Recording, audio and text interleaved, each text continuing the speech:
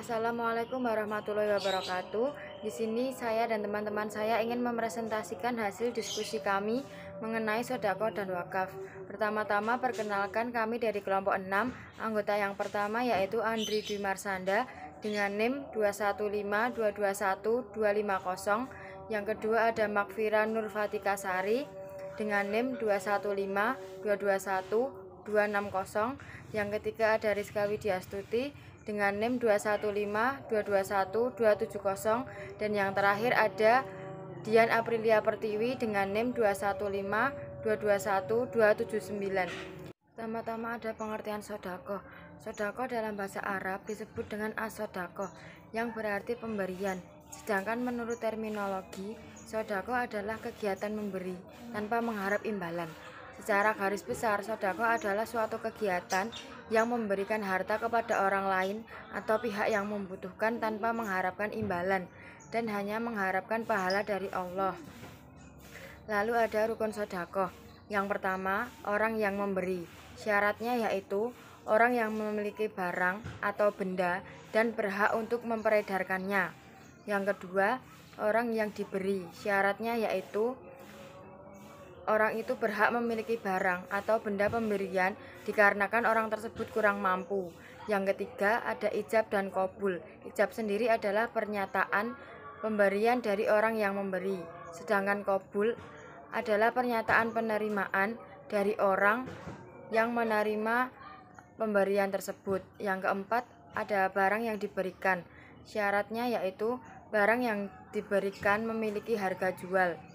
Lalu ada hukum sodako. Hukum dalam sodako adalah sunnah muakkad, yang berarti ketika seseorang melakukan sodako, maka ia akan mendapatkan pahala dari Allah Subhanahu wa Ta'ala.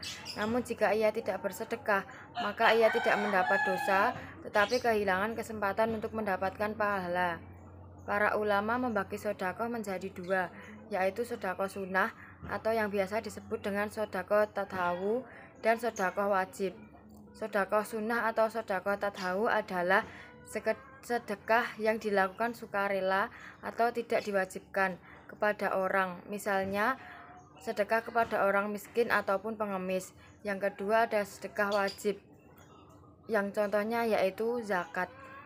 Lalu materi yang selanjutnya akan dilanjutkan oleh teman saya, Makfira.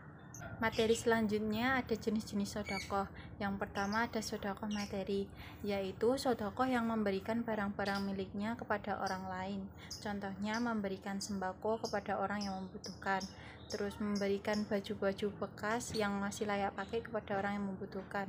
Yang kedua ada sodakoh non materi, ialah sodakoh yang dapat dilakukan seseorang tanpa mengeluarkan materi, tetapi dengan tenaga, pikiran, nasihat, atau sekedar senyum kepada sesama.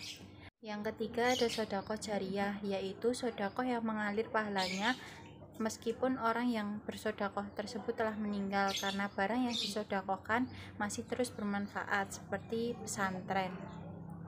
Lalu ada adab-adab bersedekah. Yang pertama, ikhlas dalam bersedekah. Yang kedua, mempelajari kewajiban-kewajiban dalam bersedekah. Yang ketiga, tidak menunda-nunda sedekah yang wajib hingga keluar waktunya. Yang keempat, hendaklah bersedekah dari hasil yang baik. Yang kelima, memberi sedekah kepada orang yang membutuhkan. Yang keenam, merahasiakan sedekah kecuali untuk suatu kepentingan. Yang ketujuh, tidak mengambil kembali sedekah. Lalu ada hikmah-hikmah orang bersedekah. Yang pertama, orang yang bersedekah lebih mulia dibandingkan orang yang menerima sedekah. Yang kedua, mempererat hubungan sesama manusia, terutama kepada fakir miskin. Lalu menghilangkan sifat egois dan dapat membersihkan harta. Yang ketiga, orang yang bersedekah senantiasa didoakan malaikat. Yang keempat, bersedekah adalah kewajiban sebagai umat muslim. Yang kelima, sebagai penghapus dosa. Yang keenam, membuat harta menjadi lebih berkah. Yang ketujuh, Allah akan menambah rezeki kita jika kita bersedekah. Yang kedelapan, dijauhkan dari siksa api neraka. Materi selanjutnya akan dijelaskan oleh teman saya Dian.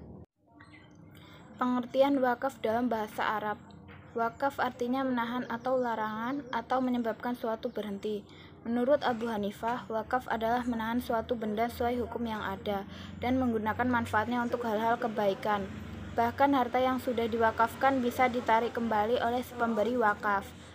Secara umum, wakaf diartikan sebagai penahan hak milik atas materi benda untuk tujuan menyedekahkan manfaat atau kaedahnya kepada orang yang berhak dan dipergunakan sesuai ajaran syariah Islam. Syarat dan rukun wakaf. 1. Wakif atau orang yang mewakafkan tanah. Syarat seorang wakif adalah A. Merdeka, B. Berakal, C. Dewasa atau balik, D. Tidak berada di bawah pengampunan atau boros atau lalai. 2. Mauquf bih atau barang atau harta yang diwakafkan. Syarat sah harta wakaf mauquf bih yaitu A. Harta yang diwakafkan harus mutaqawan, B. Diketahui dengan yakin ketika diwakafkan, C. Milik wakif, D. Terpisah bukan milik bersama. 3. Mauquf alaih, pihak yang diberi wakaf. Syarat seorang mauquf alaih yaitu A. Harus dinyatakan secara tegas pada waktu mengikrarkan wakaf, B. Tujuan wakaf harus untuk ibadah. 4. Sikhat atau pernyataan atau ikrar wakif sebagai suatu kehendak untuk mewakafkan harta bendanya. Syarat sahnya sikhat yaitu A. Sikhat harus munajazah atau terjadi seketika, B. Sikhat tidak diikuti pembatasan waktu. Materi selanjutnya akan diteruskan oleh teman saya, Andri. Selanjutnya, harta yang dapat diwakafkan dibagi menjadi dua, yaitu benda yang tidak bergerak dan benda yang bergerak. Yang pertama, benda yang tidak bergerak meliputi A. Hak atas tanah sesuai dengan peraturan perundang-undangan yang berlaku, baik yang sudah terdaftar maupun yang belum terdaftar. B. Bangunan atau bagian bangunan yang berdiri di atas tanah. C. Tanaman dan benda lain yang berkaitan dengan tanah. D. Hak milik atas suatu rumah sesuai dengan peraturan perundang-undangan yang berlaku. E. Benda tidak bergerak lain yang sesuai dengan sejarah dan peraturan perundang-undangan. Yang kedua, benda yang bergerak. A. Uang rupiah, B. Logam mulia, C. Surat berharga, D. Benda bergerak lain yang berlaku. E. Kendaraan, F. Hak atas sewa sesuai ketentuan syariah dan peraturan perundang-undangan yang berlaku. Selanjutnya, hikmah wakaf. 1. Melatih jiwa sosial dan membantu yang kesulitan. 2. Sarana membersihkan dan berbagi harta yang kita miliki. 3. Amalan tidak terputus. 4. Memperkuat tali silaturahim di antara umat. 5. Mengurangi tingkat kesenjangan sosial. 6. Mendorong mempercepat pembangunan daerah atau negara. 7. Meningkatkan rasa persaudaraan. 8. Menyadari bahwa harta di dunia tidak abadi. Sekian presentasi dari kelompok kami. Apabila ada salah kata, kami mohon maaf. Wassalamualaikum warahmatullahi wabarakatuh.